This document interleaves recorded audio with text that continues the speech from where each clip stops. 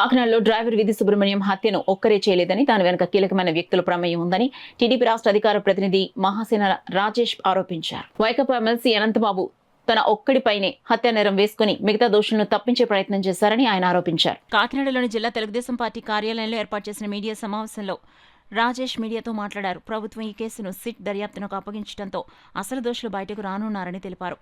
ఈ సమావేశంలో SC corporation director కొల్లబతుల Apparao, మాజీ కార్పొరేటర్ పల్వేల రవి, నాయకులు బంగారు సత్యనారాయణ తదితరులు పాల్గొన్నారు. దళితుల మీద ఎవరైనా అన్యాయం జరిగితే దానికి ఖచ్చితంగా తెలుగుదేశం పార్టీ కూటమి ప్రభుత్వం అండగా ఉంటుంది అని ఒక వార్నింగ్ని ఇలాంటి నేరస్తులందరికీ ఇవ్వడం జరిగిందండి.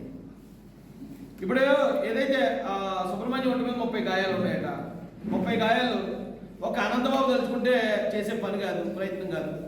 దాని వెనకాతలు ఇంకా చాలా మంది ఉన్నారు. ఆ రోజున సుబ్రహ్మణ్యుని చంపేసిన రోజున ఆయన డెడ్ బాడీ దగ్గర నేను వస్తానని నేను బయలుదేరితే నన్ను అవసరం చేసింది వైసీపీ గవర్నమెంట్. ఇంకా ఒక ఒక ఒక విషయం ఎవరికి చెప్పలేదండి, చాలా ఆశ్చర్యకరమైన విషయం. ఆ రోజు సుబ్రహ్మణ్యం కుటుంబం రాజేష్ గారు వస్తే తప్ప మేము రామని చెప్పి వాళ్ళు ఆ ఇంక్వెస్ట్ మీద సంతకం పెట్టకుండా ఎక్కడికో సైడ్ అయిపోయారు. సైడ్ అయిపోతే వాళ్ళు దొరకట్లేదు. ఇంక్వెస్ట్ ఏదో విధంగా సంతకం పెట్టించి వాళ్ళతో తూతూ మంత్రంగా పోస్ట్ మార్టం చేద్దాం అనుకున్న ఆనాటి ప్రభుత్వంలో ఉన్న పోలీసు వారు వాళ్ళు ఎక్కడున్నారో కనిపెట్టలేక మళ్ళీ ఉత్తరకంచి నా దగ్గరికి వచ్చి, ఏమంటే రండి మీరు కూడా రమ్మంటారు మిమ్మల్ని వాళ్ళు, దయచేసి వాళ్ళని రమ్మనండి, మీరు ఒక ఫోన్ చేయండి, మొత్తం అంతా కూడా మీకు అనుకూలంగా చేస్తామని చెప్తే వాళ్ళ కుట్ర తెలియక నేను వాళ్ళు ఎక్కడున్నారో ఫోన్ చేశాను. నా ఫోన్ నుంచి ట్రాక్ చేసి ఆ ఫోన్ ఎక్కడుందో కనిపెట్టి ఆ ఫోన్ ఏ లొకేషన్లో ఉన్నారో వాళ్ళు ఎక్కడున్నారో కనిపెట్టి వితిన్ 10 నిమిషాల్లో పట్టించుకున్నారండి. వాళ్ళు పట్టించుకుని వాళ్ళని తీసుకెళ్ళి సంతకం పెడతారా లేదా అంటే పాపం గర్భవతి అయిన భార్య ఆ రోజున పోలీసులు కాళ్ళ మీద పడి ఏడిచిన ఆ సన్నివేశం ఇప్పుడు ఇంకా మేము మర్చిపోలేదు.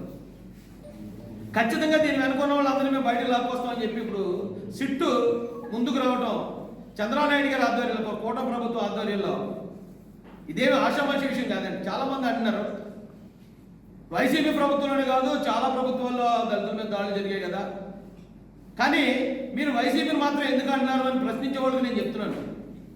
అనంతబాబు అనేవాడు వాళ్ళ డాక్టర్ ఆ డ్రైవర్ని చంపుకున్నాడు. ఓకే, ఎప్పుడైతే అనంతబాబు డ్రైవర్ని చంపాడో అప్పుడే చట్టపరంగా అతన్ని శిక్షించి అతని పార్టీని సస్పెండ్ చేసి ఉంటుంటే జగన్మోహన్ రెడ్డికి ఏ సంబంధం లేదని నేను నమ్ముతున్నాను.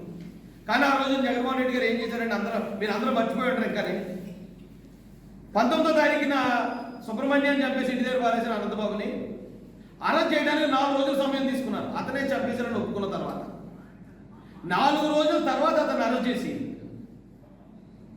కనీసం 15 రోజుల లోపు అతన్ని ఎంక్వైరీకి తీసుకోకపోతే, పోలీస్ ఎంక్వైరీ కస్టడీకి అడగకపోతే ఇక కోర్టు కస్టడీకి ఇవ్వదనే విషయం తెలిసి 15 రోజులు కూడా అతన్ని కస్టడీకి కూడా తీసుకోలేదు పోలీసులు. దాంతోపాటు హైకోర్టు వారు అతని బెయిల్ని నిరాకరిస్తే అతను సుప్రీంకోర్టుకి వెళ్ళినప్పుడు సుప్రీంకోర్టులో అదే వైసీపీ గవర్నమెంట్కి సంబంధించి వైసీపీ గవర్నమెంట్ నియమించిన లాయర్ అతనికి బెయిల్ ఇచ్చినా మాకు అభ్యంతరం లేదని చెప్పాడు. అభ్యంతరం లేదని చెప్తే మధ్యంతర బెయిల్లో వచ్చిన అనంతబాబు అతను ఆల్రెడీ ఒప్పుకున్నాడు, నేను చంపేశాను అని ఒప్పుకున్న ఒక నేరస్తుడు రాజమండ్రి సెంట్రల్ జైలు నుంచి రిలీజ్ అయితే అతన్ని అంగరంగ వైభవంగా వైసీపీ జెండాలతో ఊరేగించుకుంటే ఇక దళితులను చంపిన వాళ్ళు మేము ఇలా ఊరేగిస్తాం, ఇది మా వైసీపీ విధానం, మా జగన్మోహన్ రెడ్డి విధానం ఇదని చెప్పి వాళ్ళు చెప్పకనే చెప్పారండి.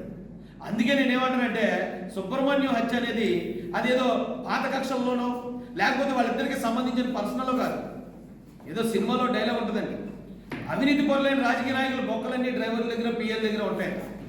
అలాంటి బొక్కలయ్యో సుబ్రహ్మణ్యం దగ్గర ఉన్నాయి. సుబ్రహ్మణ్యం దగ్గర ఉన్నాయి కాబట్టి ఆ పార్టీకి అంతటికీ కూడా డ్యామేజ్ జరిగే విషయాలు అతను ఏదో బయటపెడతానన్నాడు. ఎవరినో రక్షించడానికి అతన్ని చంపేసి ఆ నేరాన్ని ఒక అనంతబాబు మీద మాత్రమే వేసుకుని మిగతా నేరస్తులు తప్పించే ప్రయత్నం జరిగింది. ఆ రోజు కాకినాడ అంతా గగ్గోలు పెట్టింది. ఖచ్చితంగా అనంతబాబు చేసిన దీంట్లో కాకినాడ నుంచి కూడా వైసీపీ నాయకుల హస్తం ఉంది, రాజానగరం నుంచి వైసీపీ నాయకుల హస్తం ఉంది. వీళ్ళందరూ కలిపి చేసిందే తప్ప ఒక అనంతబాబు తలుచుకుంటే 30 దెబ్బలు కొట్టేయడం ఒక రోడ్ని, లేకపోతే అతనే చంపేసి డెడ్ బాడీని తీసుకుని ఒక్కడే కారు ఎక్కించేసుకుని కారులో వేసుకుని కారుతో ఇంటికి తీసుకొచ్చే పరిస్థితి లేదు. ఖచ్చితంగా అతని వెనకతలు చాలా మంది ఉన్నారని ఆ రోజున మొత్తం కాకినాడ జిల్లా కూడా ఎక్కేసింది. పట్టించుకున్న నాదుడే లీడర్ ఎంత తొందరగా వీలైతే అంత తొందరగా క్లోజ్ చేసి పారేద్దామని చెప్పి